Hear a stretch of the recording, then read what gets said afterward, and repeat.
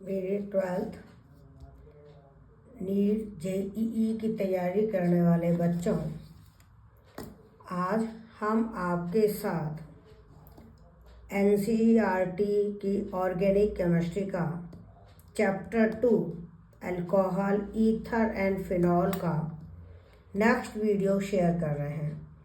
9th video है। आज का हमारा टॉपिक है ईथर। ईथर का जनरल फार्मूला है ROR। ओ फंक्शनल ग्रुप है जो कि बाईवैलेंट है। अगर दोनों R सेम हो तो हम कहते हैं सिंपल ईथर या सिमेट्रिक ईथर। अगर दोनों R अलग अलग हों तो हम बोलते हैं मिक्स्ड ईथर या अनसिमेट्रिक ईथर।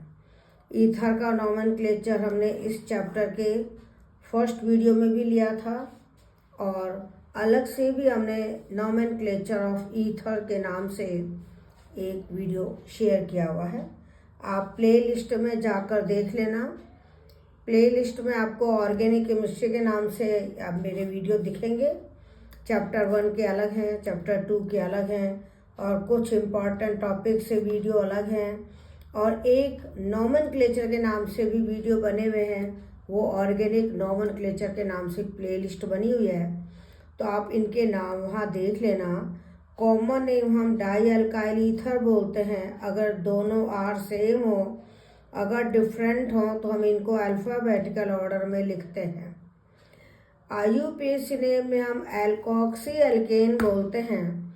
एल्कोक्सी में छोटा अल्काइल ग्रुप आएगा और बड़ा अल्काइल ग्रुप एल्केन में होगा। तो ये आप नॉमेनक्लेचर के वीडियो देखना। अगर आपको दिक्कत हो तो कमेंट में लिख देना।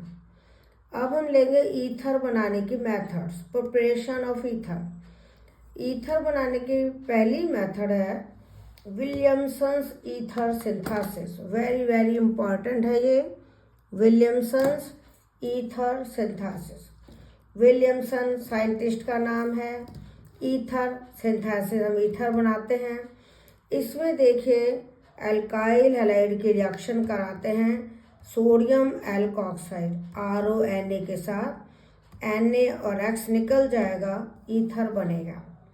ध्यान देना, अल्काइल हैलाइड में तो अल्काइल ग्रुप है, पर अगर आपको सेकेंडरी अल्काइल ग्रुप लेना है या टर्शियरी अल्काइल ग्रुप लेना है या एराइल ग्रुप यानी बेंजीन रिंग लेनी है तो वो हमेशा सोडियम सॉल्ट में लोगे।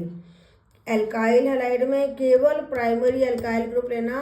अगर आपने अल्काइल हैलाइड में सेकेंडरी या टर्शियरी लिया तो एल्कीन बन जाएगी, ईथर नहीं बनेगा।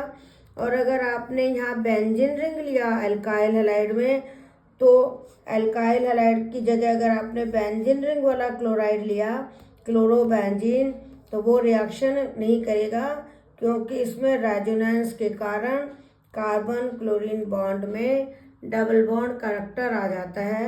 बॉन्ड क्लीवेज इजीली नहीं होता। इसीलिए यदि आपको ईथर बनाना है अनसिमेट्रिक ईथर यानी दोनों ग्रुप डिफरेंट हैं तो कोशिश करना कि प्राइमरी ग्रुप तो इसमें लेना R की जगह और सेकेंडरी ग्रुप या टर्शियरी ग्रुप या बेंजीन रिंग यहाँ लेना। अगर आपने एक ये पॉइंट याद रख लिया कि सोडियम सॉल्ट में सेकेंडरी ग्रुप या टर्शियरी ग्रुप या बेंजीन रिंग होगा और प्राइमरी ग्रुप यहाँ होगा, तो आपको कोई सा भी ईथर बनाने के लिए एग्जाम में आ जाएगा, तो आप वो ईथर बना सकते हो। कई बार क्वेश्चन अलग रूप में आता है कि 2 कंपाउंड दे दिया और आपसे पूछा कि इसमें ईथर बनेगा या नहीं, तो आप तब भी आपका यही कंसेप्ट काम में आएगा। तो आप ध्यान देना, सेकेंडरी ग्रुप, टर्शियरी ग्रुप और बेंजीन रिंग। जैसे यहाँ बेंजीन रिंग ONA के साथ ले रखी है, यहाँ पे टर्शियरी ग्रुप लिया हुआ है। अगर सेकेंडरी ग्रुप हो तो वो भी ONA के साथ लोगे। अल्काइल हैलाइड में इस R की जगह ओनली प्राइमरी ग्रुप लेना।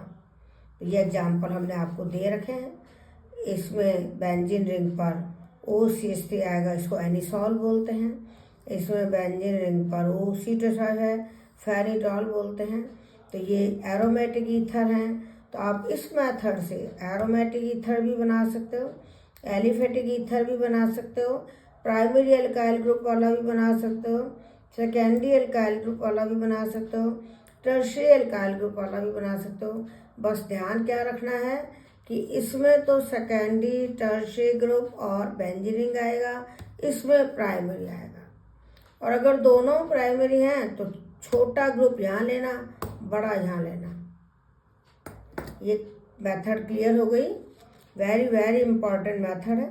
इससे रिलेटेड आपके 2-3 प्रॉब्लम एनसीईआरटी बुक में दे भी रखी हैं। जैसे ये है कि अगर हम ये वाली रिएक्शन कराएं तो इसमें क्या प्रोडक्ट बनेंगे, तो आप लिखोगे Cl और Na निकलेगा, NaCl बनेगा, और यहाँ से एक H इसके साथ मिल जाएगा तो मिथेनॉल बनेगा, और ये एल्कीन बनेगी। क्यों? क्योंकि ये टर्शियरी ग्रुप है। ध्यान देना, हमने क्लोरिक Cl के साथ टर्शियरी ग्रुप ले लिया या सेकेंडरी ले लिया तो एल्कीन बनेगी, इसीलिए Cl के साथ हमेशा प्राइमरी एल्काइल ग्रुप लेना है।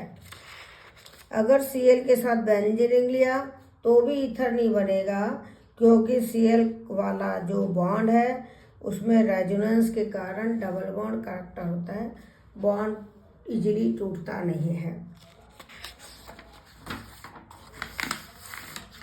अगली मेथड है कि अगर हमने अल्कोहल की CH2N2 से रिएक्शन कराई, CH2N2 का नाम है डायएजोमीथेन।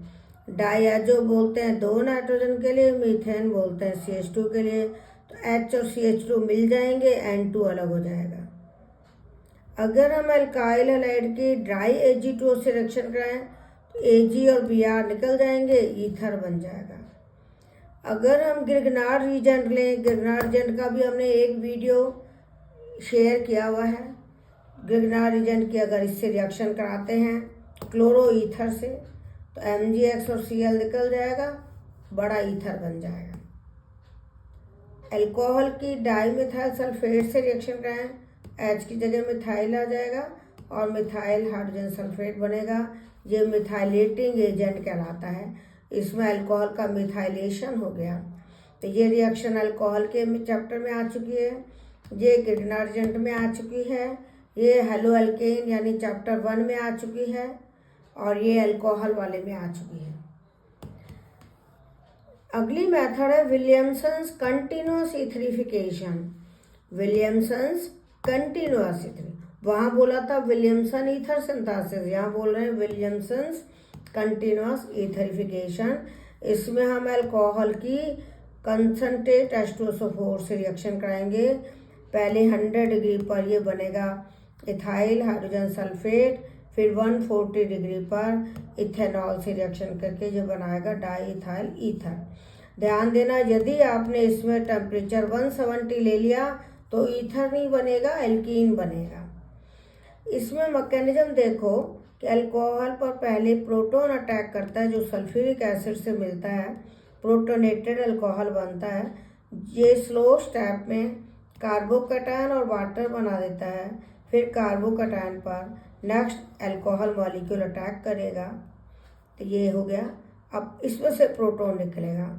अगर इस तरह रिएक्शन हो रही है तब तो हम कहेंगे SN1 मैकेनिज्म। SN1 है nucleophilic unimolecular nucleophilic substitution reaction. SN1 SN2 का एक अलग वीडियो हमने चैप्टर 1 के साथ शेयर किया है, आप उसे देख लेना। इसको SN1 क्यों कहा? क्योंकि स्लो स्टेप में केवल एक ही मॉलिक्यूल काम आ रहा है, इसलिए इसको यूनिमॉलिक्यूलर कहते हैं। ये फर्स्ट ऑर्डर रिएक्शन है। अगर अल्कोहल पर प्रोटॉन अटैक करे, प्रोटोनेटेड अल्कोहल बने। प्रोटोनेटेड अल्कोहल पर पानी का निकलना और अल्कोहल का जुड़ना एक साथ हो, यानी इधर से तो अल्कोहल जुड़ गया, इधर से वाटर निकल गया, यानी कार्बोकैटायन नहीं बने, जैसा कि ऊपर देखा था। अगर ऐसे कार्बोकैटायन नहीं बनते, एक ही स्टेप में अल्कोहल भी अटैक कर रहा है, पानी भी निकल रहा है, तो इसको कहते हैं SN2, क्योंकि इसमें स्लो स्टेप में ये 2 मॉलिक्यूल पार्टिसिपेट कर रहे हैं। तो इस रिएक्शन का नाम है by molecular nucleophilic substitution reaction. इसमें से अब प्रोटॉन निकल जाएगा, ईथर बन जाएगा। तो SN1 रिएक्शन हम तब काम मिलेंगे जब अल्कोहल सेकेंडरी या टर्शियरी है, क्योंकि सेकेंडरी और टर्शियरी कार्बोकैटायन ज़्यादा स्टेबल होते हैं। और SN2 लेंगे यदि अल्कोहल प्राइमरी है तो, और टेम्परेचर कम है तो। अगर टेम्परेचर बढ़ा दिया तो एल्कीन बनेगी, ईथर नहीं बनेगा। अब है एल्कोक्सी मर्क्यूरेशन एंड डीमर्क्यूरेशन, ये नेक्स्ट मेथड है, वेरी इंपॉर्टेंट है। ये हमने अल्कोहल में भी पढ़ा था, बस अल्कोहल में एल्कोक्सी नहीं था, ऑक्सी था, क्योंकि वहाँ पर ऑक्सीजन जुड़ रही थी, यहाँ पे एल्कोक्सी ग्रुप जुड़ रहा है। तो एल्कीन की अल्कोहल और मर्क्यूरिक एसीटेट से रिएक्शन करा रहे हैं। जब हमने अल्कोहल बनाया था तो यहाँ पानी से रिएक्शन कराई थी, तो जब पानी लिया था तो यहाँ OH जुड़ा था, अब अल्कोहल लिया तो यहाँ OR जुड़ेगा, तो एल्कोक्सी ग्रुप जुड़ गया और यहाँ पे मरकरी और एसीटेट जुड़ गया, एक एसीटेट और एक H निकल गया। तो यहाँ देखिए एल्कोक्सी ग्रुप भी ऐड हुआ, मरकरी भी ऐड हुआ, इसीलिए इस रिएक्शन को बोलते हैं एल्कोक्सी मर्क्यूरेशन। अब इसकी रिएक्शन करा रहे हैं सोडियम बोरोहाइड्राइड से, रिडक्शन होगा तो 2 बॉन्ड टूटेंगे, एक बार यहाँ से और एक यहाँ से, एक H तो इधर जुड़ेगा, एक H इधर जुड़ेगा, 2 H जुड़ेंगे, तो एक H यहाँ जुड़ा तो ये ईथर बन गया, एक H इससे जुड़ा एसिटिक एसिड बन गया और मरकरी अलग हो गया। देखिए पहले स्टेप में एल्कोक्सी और मरकरी जुड़ा था तो इसको कहा था हमने एल्कोक्सी मर्क्यूरेशन, दूसरे स्टेप में मरकरी निकला तो इसको कहेंगे डीमर्क्यूरेशन। तो ये रिएक्शन है एल्कोक्सी मर्क्यूरेशन, डीमर्क्यूरेशन, ये ईथर बनाने की इम्पॉर्टेंट मेथड है। अगर अल्कोहल की जगह वाटर होता तो OR की जगह OH जुड़ता तो अल्कोहल बनता। तो ये मेथड अल्कोहल बनाने में भी काम आई है और ईथर बनाने में भी। तो इस वीडियो को आप अच्छी तरह देख लेना, कोई दिक्कत हो तो कमेंट में लिखना।